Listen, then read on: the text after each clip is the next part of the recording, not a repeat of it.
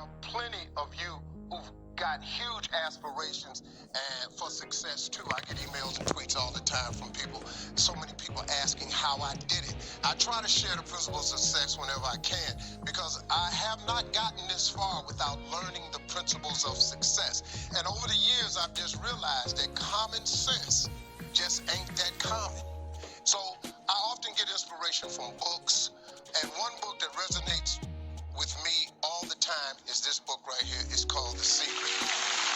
It is the most powerful book outside of the Bible that I have ever read in my life. And the book is based on the law of attraction and how that principle, once you master it, can help you find wealth, happiness, better health, whatever you're looking for, relationships. So let me share some of the concepts that have helped keep me on my game. So the first one is like attracts like. You have to understand, you are a magnet. Whatever you are, that's what you draw to you. If you're negative, you're going to draw negativity. You're positive, you draw positive. You're a kind person, more people are kind to you. So you're like a magnet, and you got to understand something about like attracts like. If you see it in your mind, you can hold it in your hand. This is so true. You got to grab this. You got to create dream boards. You got to put the new car up on your mirror. Put the weight you want to be on the refrigerator. If you can see it in your mind, you can hold it in your hand. That's the law of attraction. That's what you bring to you. Okay, moving on. The next principle. Ask, believe, receive. So many people overlook this very simple quality. You don't have to figure it out. That's what freezes people. When you're trying to figure out your life all the way to the end, when you can't figure it out, it freezes you from trying it because you go, oh, well, I can't figure that out. Oh, I can't go over there because I don't know how. You don't have to know how. You have to ask, believe, and receive. That's as simple as it gets, folks. It's very, very true. I really want you to understand that. Now, science says, show me and I'll believe. Faith says, believe and I'll show you. There is a difference. Next, very important. Gratitude is a powerful process. The only way to move to the next level is you must show gratitude for where you are. If you show gratitude, it gets you to where you want to be quicker. Very true. This is the last one. Laughter attracts joy, and it releases negativity, and it leads to some miraculous cures. Laughter is so big, man. When you're laughing, it just brings a lot of joy into your life. It attracts joy, it releases negativity. At my mom's funeral, I learned something that was the most important lesson I've ever learned. I was sitting there, I was totally distraught. My mama was gone. You couldn't talk to me that week. It was the worst week of my life. The minister said something. He told us to think of only the good things that she's done. So me and my brothers were sitting there, and we started laughing about some of the stuff my mom had done. And we started smiling.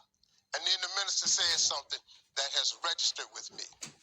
Joy and depression cannot reside in the same space. Laugh every chance you get. Just bust out laughing, even if it ain't funny. Just laugh.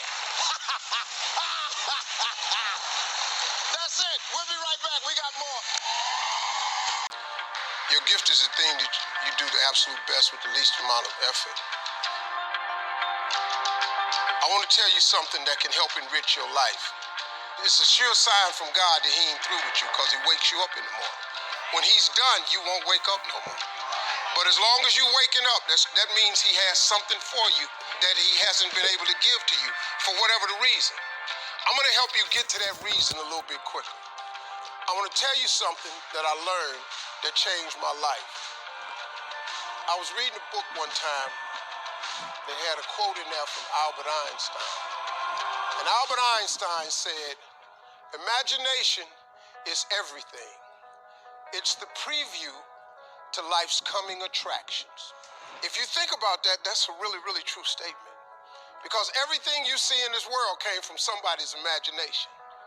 Everything.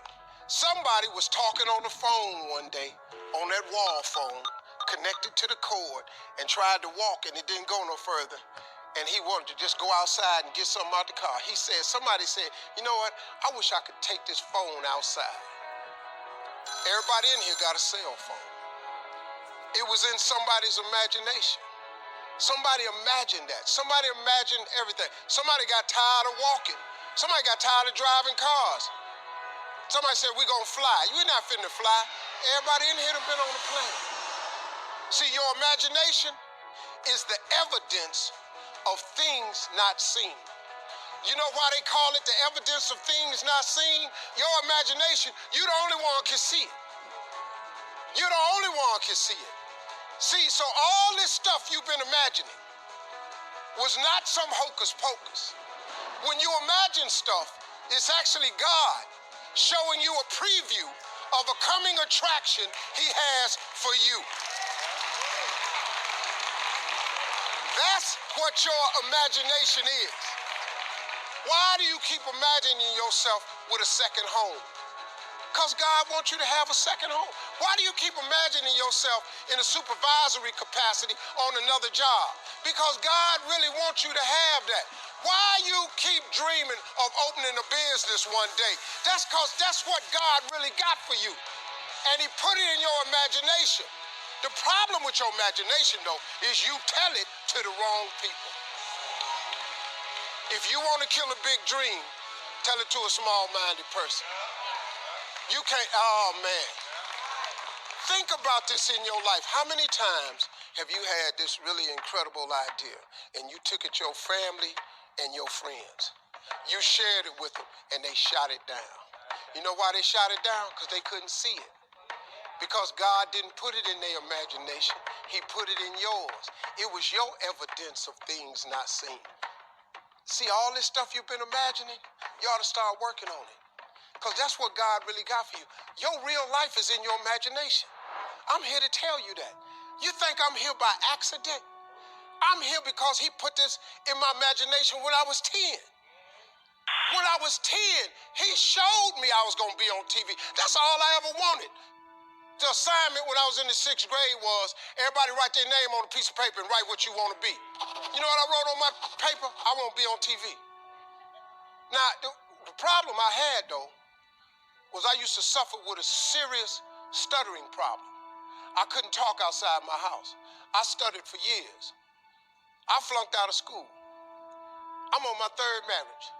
I lost everything I ever owned twice. I've been homeless and lived in a car for 3 years. But at 10, though, I wrote on a piece of paper, I want to be on TV. So the teacher went around the room and read everybody's paper. Had you stand up when she called your name, and the only assignment was your name and what you want to be. Doctor, lawyer, dentist, basketball player, football player. I wrote I want to be on TV. She saved me for last. She said, little Stevie, come to the front. Now I'm thinking, I'm going to the front because I got the best answer. Because ain't nobody had put that on their paper. She called me to the front. I'm thinking I'm finna give me a gold star. But I was wrong about that. She called me to the front to humiliate me. First of all, you know I can't talk. I suffered with stuttering stammer so bad, man. I couldn't talk at all. And that lady lit in on me. Why did you write this on your paper? Now I'm standing there, I can't talk. Who in this school ever been on TV? Who in your family ever been on TV? Who in this neighborhood ever been on TV? I'm crushing, man. I'm standing there dying. She said, look at you standing there. You can't even talk. How they gonna put somebody like you on TV? So every Christmas, I send her a flat screen TV. Because I don't want her to miss me. I do not want her to miss not an episode of me. Because I wanted her to see what God had done for me. The fact that you couldn't see it, it wasn't for you to see. He put it in my imagination.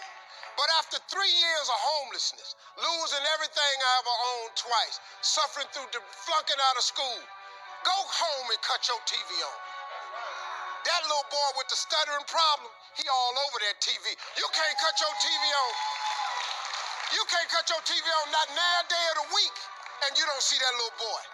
That little boy with the stuttering problem is all over that TV because God put it in my imagination. All I did was hang on to that thought. I just kept hoping. I just kept hoping that what I had wrote on the paper would come true. A lot of times it wasn't about no faith. I didn't believe it sometimes. When you homeless and living in a car, how you see yourself as a TV star? But I just kept hanging on there. Because my mama was a Sunday school teacher. I kept hearing her say, God